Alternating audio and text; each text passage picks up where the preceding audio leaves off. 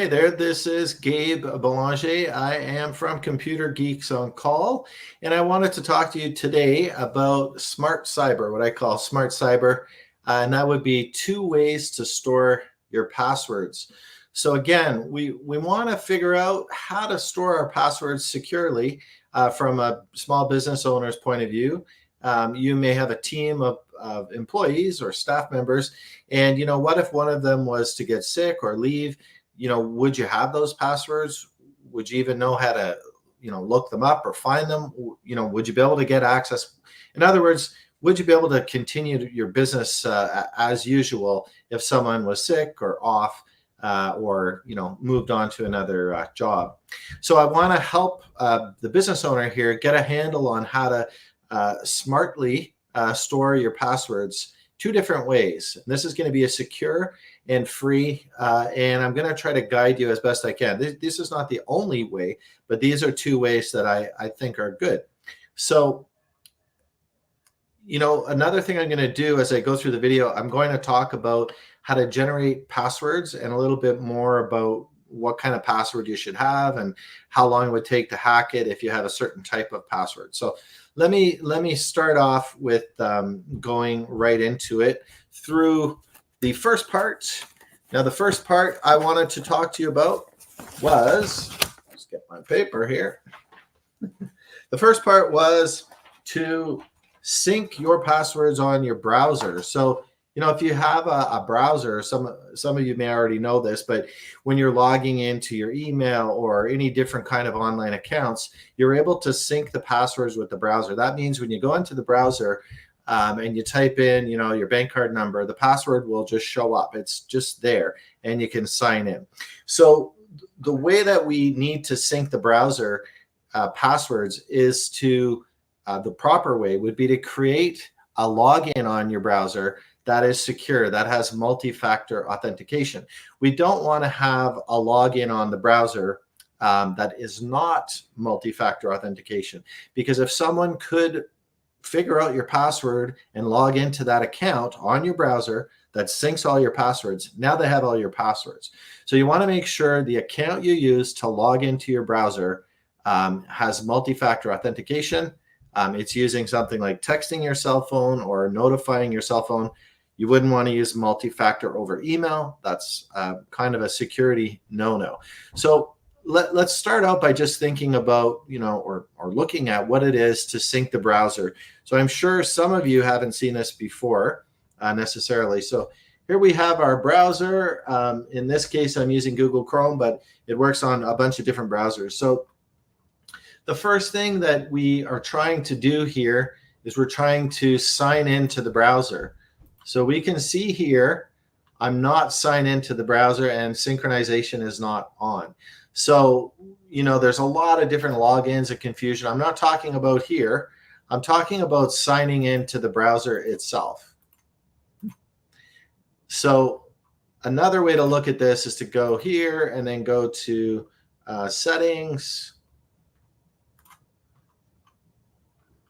And then we can turn on sync, and it's going to ask us to sign in to Chrome, the browser. So before we do that, I've set up an account. Now you should have an account as well. So in the account, we should have multi-factor authentication set up. So let me sign into the browser here.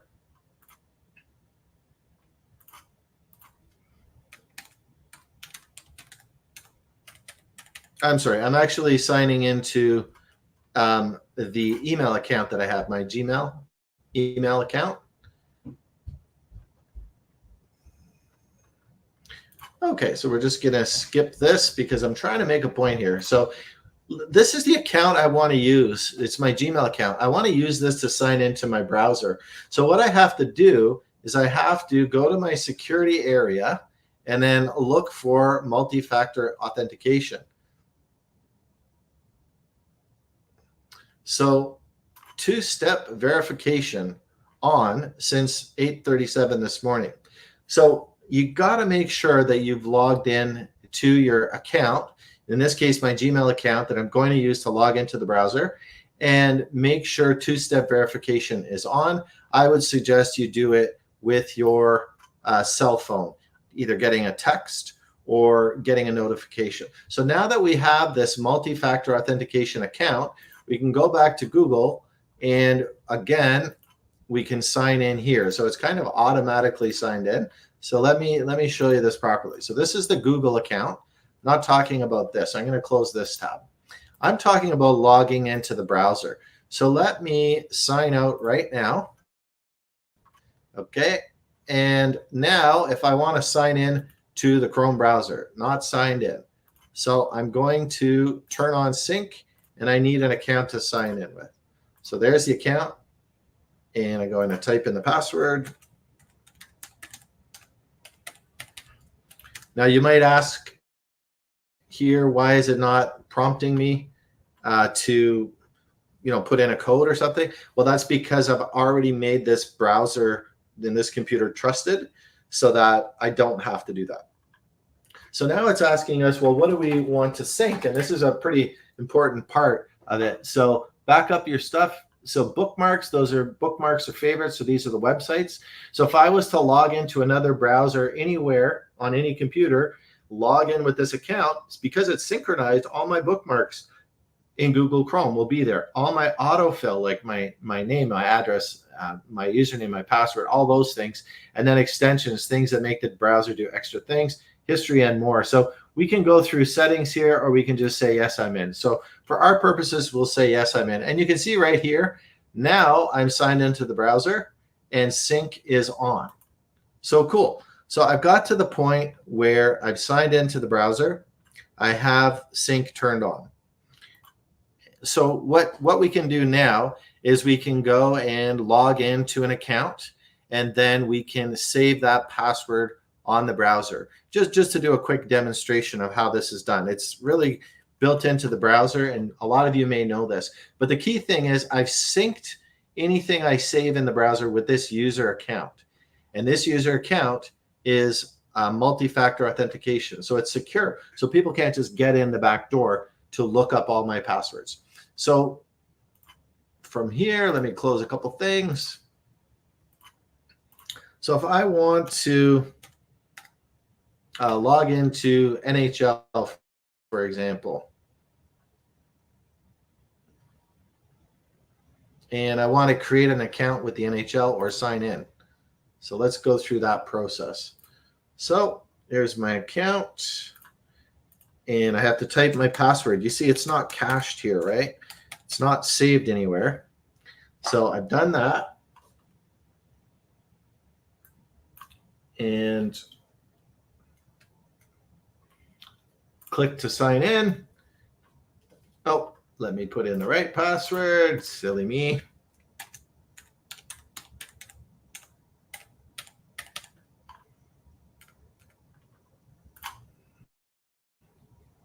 Okay, so it's coming up. Do you want to save this password? If I say never, it's never going to save it. It's never going to be cached. But if I go save, what it's done is it's put it in this account, and it's synchronized it. So anytime I log in as this account in Chrome on any computer, since sync is on, I've got all my credentials saved. And I can do more. I can put in addresses and things like that. But we're just focusing on the credentials. So there we go. So to make this a little simpler, why don't I just sign out here from the NHL.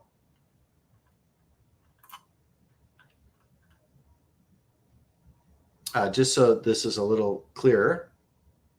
So I sign out, I close it, I bring up the browser, and what do I see here? I see that I'm logged into the browser and sync is on, so that's good. So now I'm going to go to the NHL, and when I go to NHL and I choose to log in, it's already stored and it's tied to this account. So I don't need this password. And if I want, I can just click sign in. Okay. So if I sign in now, I'm in my logon credentials. So these credentials are stored in this account for all my online items that I need to save. Now, if I want to look at the passwords, I just go here over to settings and I go to autofill and passwords. I click on this thing and then we can see there are passwords. And if I go to this one, if I want to look at the password, I can click here and I can see the password. So you can imagine that if you are the business owner and your employee leaves and now you're having trouble logging into your company email, any online account that's saved, all you really need to do is you need to have the account and the password that's logged into the browser with sync signed on, and then all the passwords are here, and we can just go right in and look up all these passwords.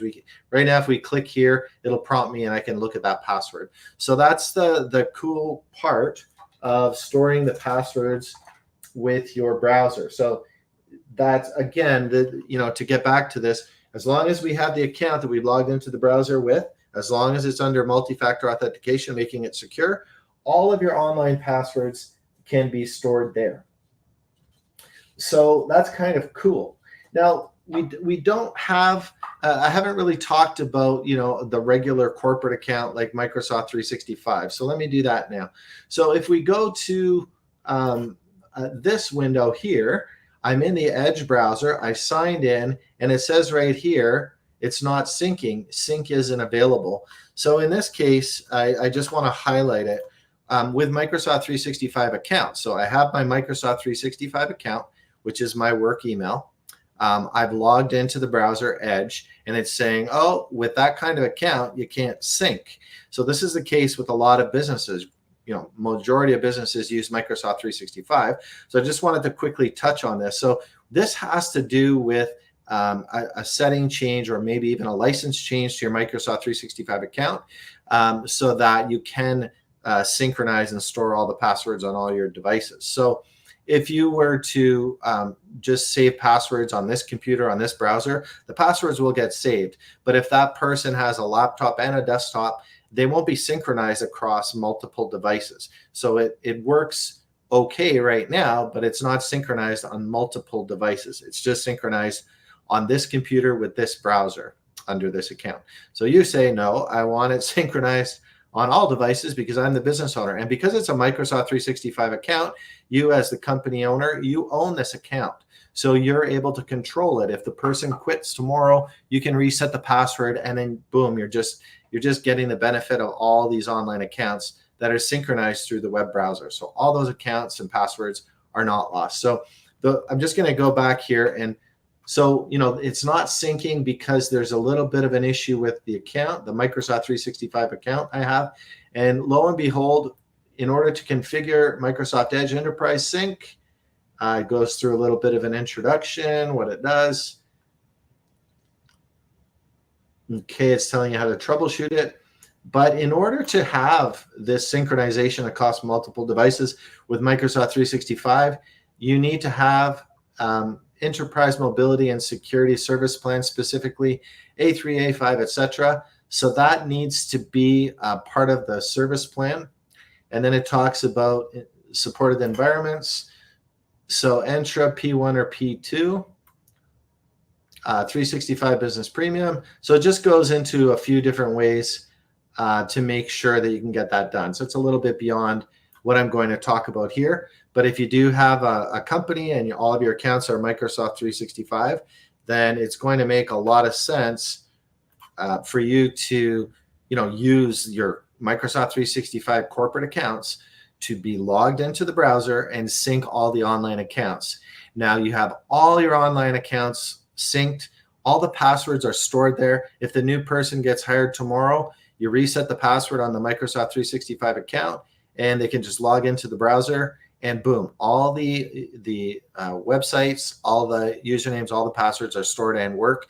If you need to look them up, you have a way to look them up and it spans across all the devices. So I'm talking about mobile, computer, tablet, all those different devices. So that's the go-to way. Now you might say to me, well, okay, I have accounts, I have pins, I have passwords, I have things that are not websites. So what do we do about that? Well, that's where this second great method to store your passwords comes in. And this is a secure method. And this method is called, well, it's a program. It's called KeePass. So KeePass is a password manager, and it's free. So all you do is you download it and install it on your computer, and you set up a master password. So when you want to open KeePass, the master password gives you access to everything inside it. So what's inside it? Well, inside it is all of your passwords. So right here, I'm going to the KeePass download site. So I'm just going to go through a quick run through of this. So there it is. Your download will start shortly. And once the file is downloaded, then I'm going to install it and kind of go through the process with you. So again, you know, your browser sync is great for all your online accounts, but maybe you have a PIN or a security alarm for the door or something like that.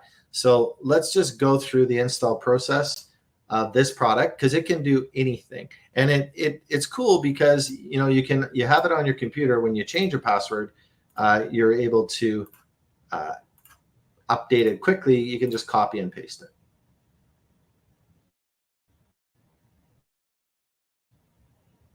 So what this program does is it creates a little database that is password protected on your computer. It's all local. So you might say, well, okay, how about if somebody you know, gets access to my computer? And that's a good point. So what you need to do in that case is you need to have a strong password. I'll get to strong passwords a little later. You have to have a strong password on your computer. So when you turn the computer on, you can't just, you know, anybody can't just log in. So in this case, I'm using an account called Test. This is just like my backup, but this is the account I'm talking about.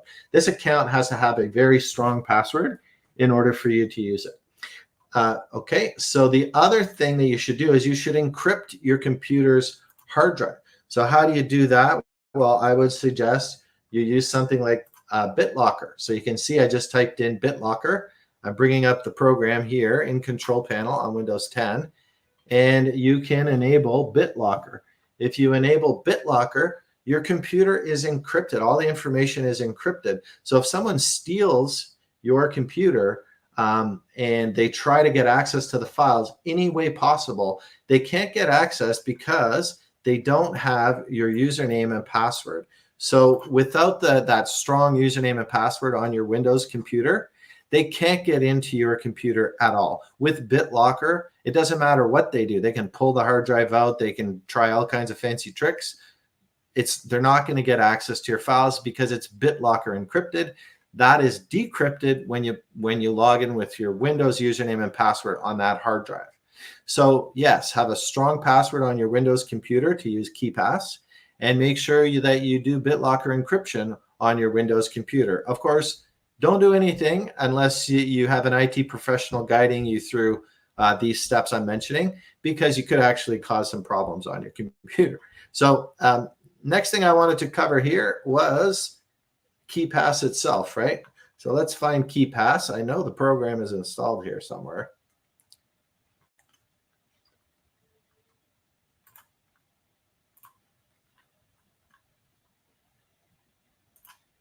Okay, here we go. Here's KeePass. So KeePass is here. So now I'm going to make a new database for KeePass. Now I'm going to call it whatever, doesn't really matter. And that's done. Now, this is the part I was saying. This is one of the most important things about you know, this process, is having the master password. If you don't have this master password, what do you think happens to all of your passwords that are stored inside KeePass, the password manager? You don't get access. There's no trick. There's no this or that. You're not getting access. So you want to make your master password really good, and you want to write it down or print it or do something so you have a backup, because this is the only password you're going to need to track all of these passwords in KeePass. It's a quite useful tool. And it is secure if you follow those steps I said. So right now, just as a demo, I'm going to make a basic password, and it doesn't like my password. But this is just for the demonstration. And that's my password. Don't tell anybody.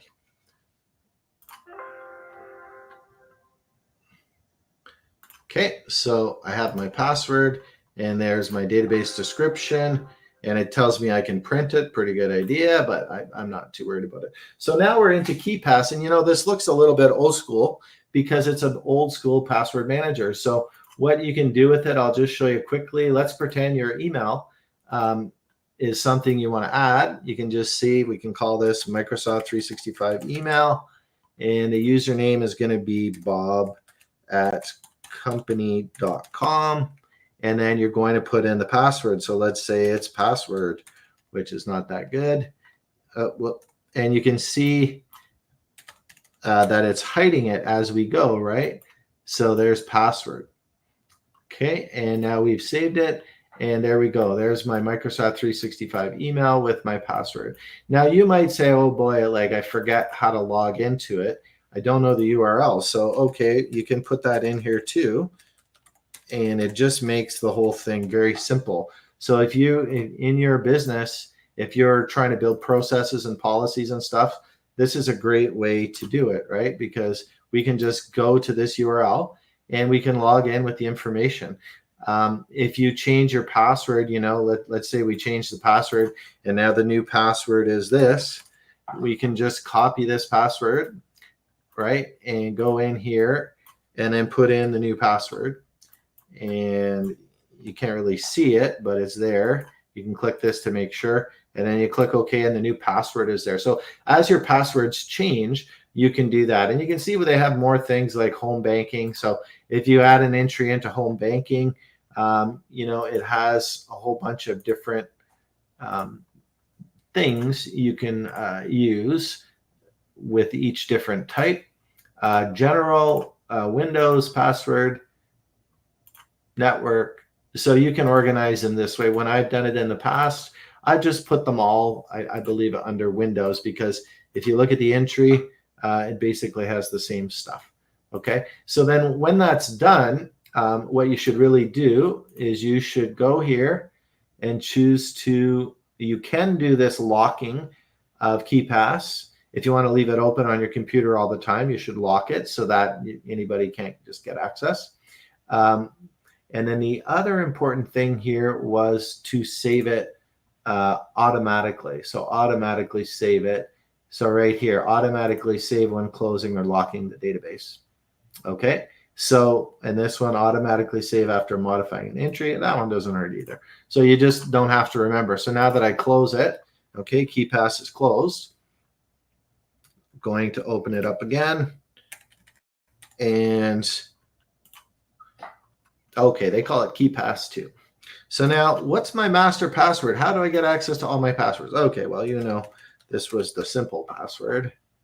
And it's actually opening the file, and it's bringing up my stored entry.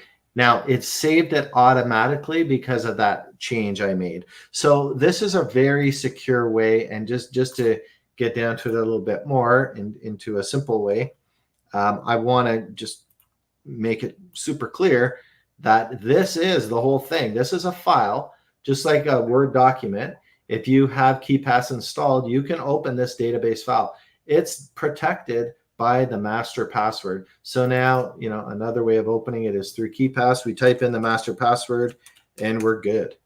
Okay, it's here. Now, what happens if somebody steals your computer and they get access to this file?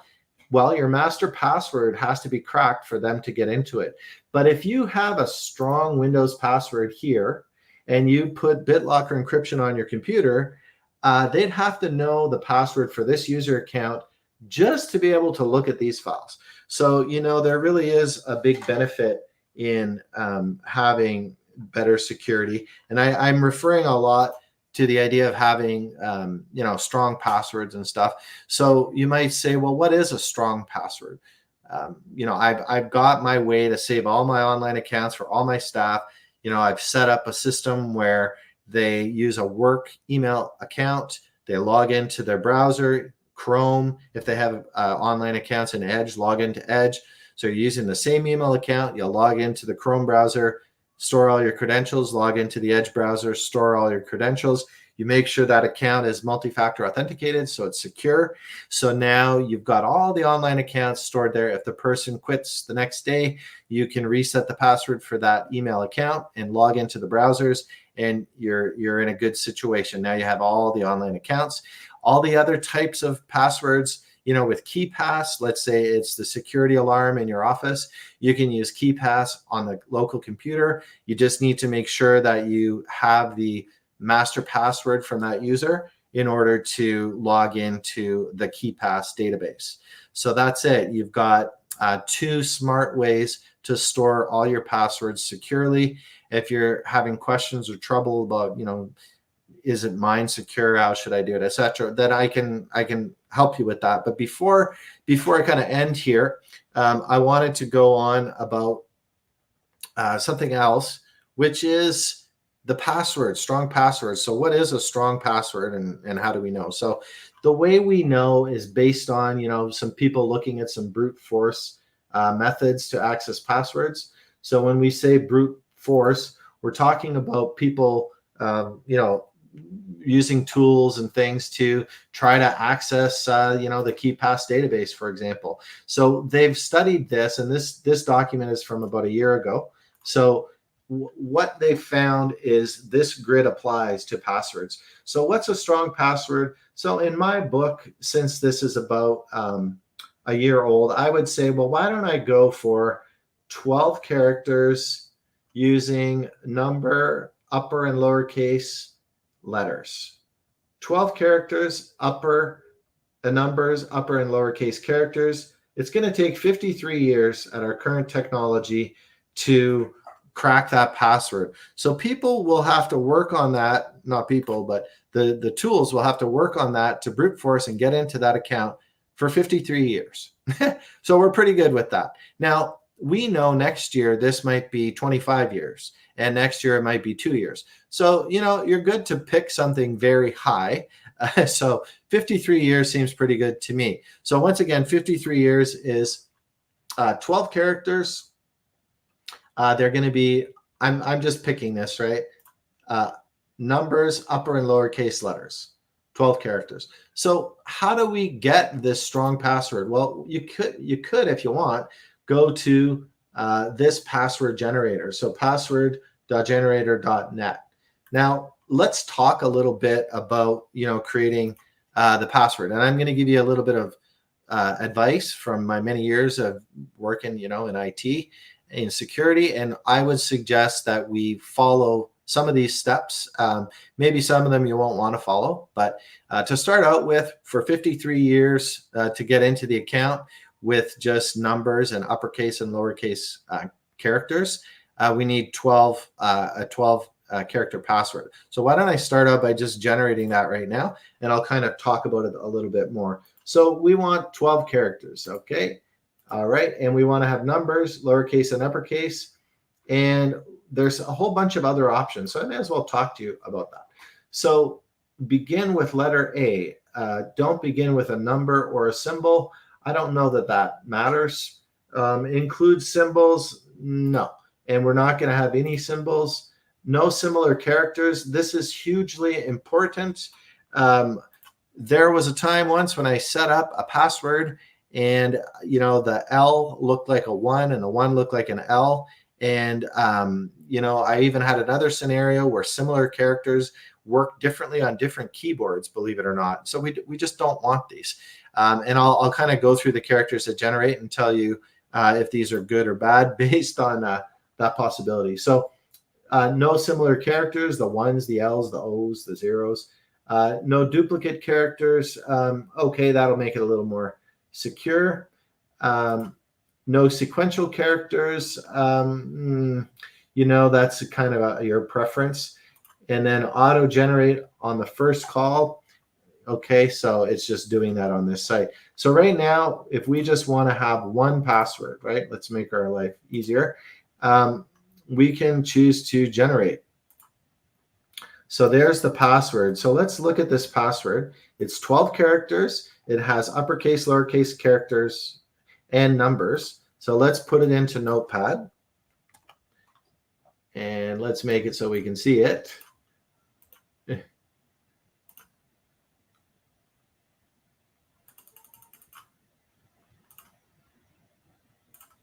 Okay, so that's the password. So 83, lowercase PJ, uppercase F6, lowercase GG, 0, ZQS. So that character 0, you might say, oh, that's a little bit ambiguous. So you know what? For me, I don't want that one. I want something different. So I'm going to generate another one. And let's look at this one. Whoop. Okay, so there's nothing ambiguous here. GXVSDRH5M6AH. This one is to me, this is a great password. 53 years to crack. It doesn't have all those complicated symbols. So that's a good, strong password. So this could be set up on your user account of your computer to make your computer account, have a strong password. You can also enable BitLocker encryption, like I said before. And then you can just put this big, long, complicated password into KeePass and store it there and have a master password also stored. And then, as long as you can get into your Windows computer, as long as you remember that password, and as long as you have the master password for KeePass, you've got access to all of those different accounts. If you forgot your login, your username and password to log into the browser, which you might, because these things are cached and they don't always challenge you and ask you for the password, you just got to get into your Windows computer with that password, and then you have to get into the KeePass password manager with the master password, and then everything is there. So it's down to 2 passwords. Now, should these passwords be the same? No, we don't want them the same, because that makes your system very easy to crack. So you want all your passwords to be distinct, and that's why it's a good idea to use this kind of a password generation tool. And if it was me, I would just kind of have this. I would not try to memorize this password. What I would do is I would go into the tools that I use to store my passwords, and then I would be in a much better position. So that's really what I wanted to cover, what I call the smart cyber way to securely store passwords. So again, we have all the online account passwords stored in the browsers with a secure account logged in and synced to your browser. And then we use KeePass for other things like, your security alarm or the PIN to get into your banking. And that has a master password. That's a really strong password.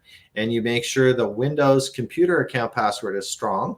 And you can enable BitLocker encryption on your computer. So if someone takes your hard drive, takes your computer, they cannot access it without your Windows password. So that's it. That's what I wanted to talk about for the Smart Cyber. I don't really see many comments here, so I hope this was useful, and I hope you have a good day. Again, if you need help managing security for your company, if you're concerned that you have a staff member move on, you'd be in real trouble, then this can easily be streamlined, and it can set up a great policy so that your staff can take vacation and you don't have to be locked out or wait. You don't have to share passwords in an insecure way. You can have every employee with a secure access to the password on their browser and on KeePass on their computers. And if they move on, like I said, your company can move on. We can just use those accounts to get access to all the passwords that were stored. So I hope you have a good day, and it was nice talking to you.